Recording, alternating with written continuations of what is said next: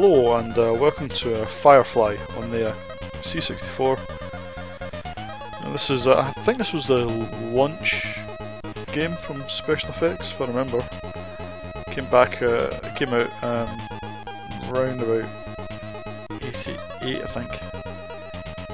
And well, Special Effects are a software team sort of created by some members of the old Imagine team in Denton Designs.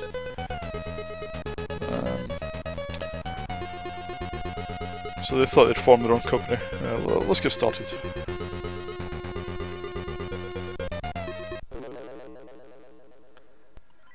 Now, the game world takes place in sort of, as you can see, there's a matrix of levels here, and you start on the left. Your position is represented by the Firefly icon, and you've got to get on the right hand side. You can see that it looks like a little joystick. That's your destination, and you've got to get there by negotiating your way from left to right. Now the squares that have little planets, they're occupied. The defences are too heavy for you to negotiate those areas, so you can't go in those squares. And now these squares, these are unformatted areas, which I'll show you what happens when you go in them. What I'm just you'll be taken to a screen, and you have to either get thumbs up or the thumbs down, and that's it. I'll show you. As you can see, there's no skill involved. You just hit fire when you think it's on a thumbs up square. I took too long there. I'll go to this one, I'll show you. And fire. That was a thumbs down. Now when you get a thumbs down, what happens is the whole matrix slides down, and a new area is created at the top. So that can really piss you off if you've if you're doing quite well in the game, and you through no fault of your own. I mean, it's purely down to luck, which I think is, and it's not the only example of this in the game, I'm afraid. But let's get started now. If you go in one of these empty squares, this is where the bulk of the game takes place. So let's enter one of these squares. Right, you take control of your spaceship here.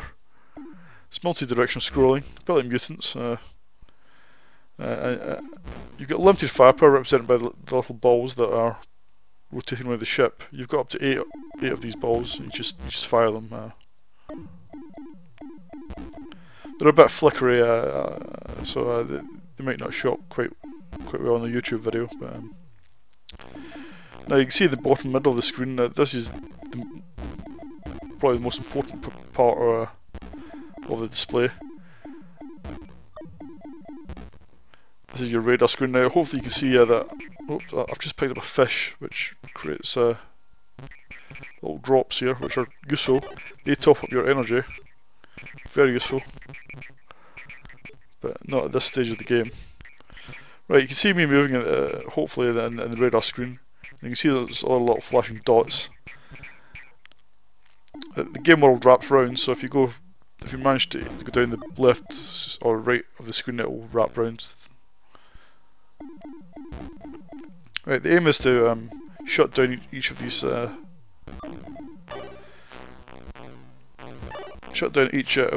areas by finding the power cores, which are represented by these icons here in the middle of the screen. Now what you have to do is, you can't enter the power cores until you've picked up enough of the energy units that if you fire at it, there's one of the energy units. You have to pick them up, and once you've got 4 of them, represented by the 4 squares on the right hand side of the status panel, you can then enter the power core. Again, it's a matter of pressing fire when it's the thumbs up. Now it's quite easy at the start, but the more progress you make in the level, the faster it becomes, until it almost becomes a matter of luck. I mean, it's just about possible to do it every time. It's more down to rhythm, I guess, maybe, than luck, maybe. But But the other areas of the game, like the teleporter or the unformatted areas, they are purely down to luck. Now you can see the graphics are great in the game. All the sprites are really nicely defined and colourful. The background graphics are pretty good as well. So the graphics are certainly the highlight of the game, I think. The game design is reasonably well thought out, but that's extra fuel. Right, one more unit and I can enter this core. There we go. You can see this a lot faster than it was before.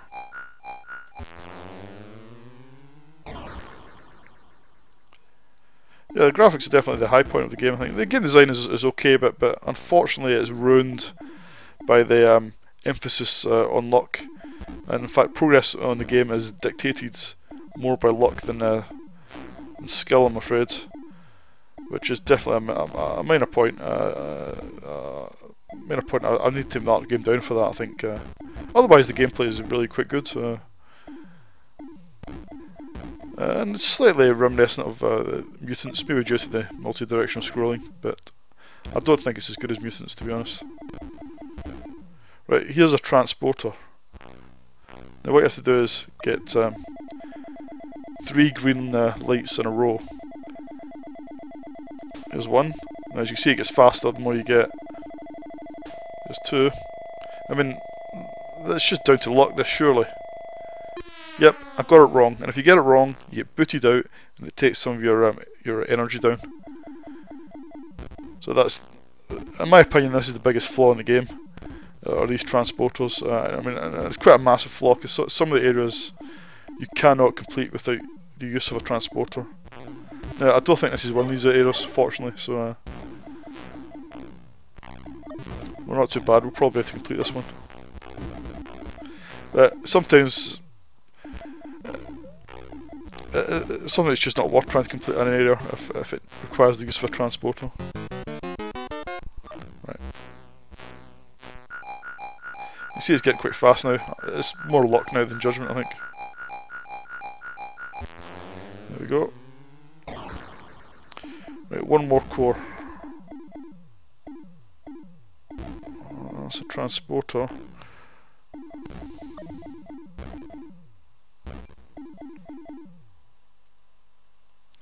Now you can see the left hand side there's 2 bars. One's fuel, which you can top up by collecting little canisters.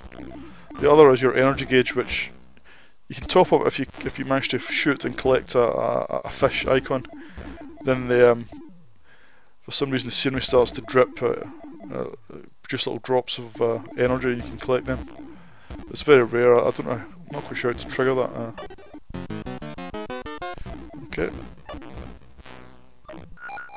Oh, well, here we go. I mean, it's just impossible. Well, there we go. 50-50 chance. Right, I've now completed this area. And you get a bonus bloody bar, then it takes you back to the matrix. And you can see, I can't go any further in this direction unless I go in an unformatted square, which is going to generate this ridiculous sub-game. Here we go. Nope, failed that.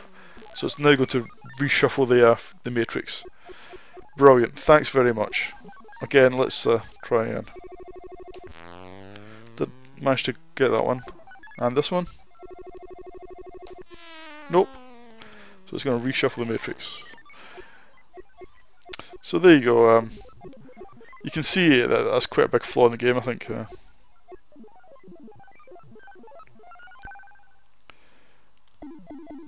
Now, if you fail to complete one of these levels, i.e. if you run out of energy, you will lose a life and it takes you back to the matrix. But you can choose to have another stab at the level, or you can simply just pick another square to enter. If you don't like the level, i.e. if it's got a friggin' transporter in it. Right, what am I going to rate this?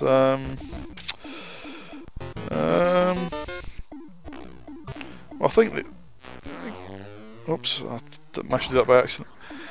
I think the gameplay, there's quite a lot of thought behind it, but it's just let down by the dependence on luck, and you know that I don't mind games that have an element of luck, but they shouldn't rely on it to make your progress in the game. So I think that's definitely need to take a point off it for that. Otherwise, I think the gameplay is quite good fun. Oh, got a herring there, so there should be some drops here. Collect them to top up my energy. Yeah, I think the game's quite good fun. Graphics are tremendous, I think. Really nice. The sound effects are quite good. The title music is quite a nice tune by Fred Gray. I'm not too keen on the in-game music, to be honest. That's why I've got it turned off.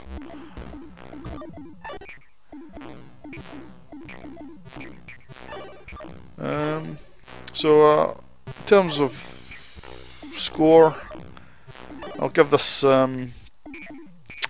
It's difficult. I mean, I probably would have given it 9 out of 10 if it hadn't been for the annoying flaws.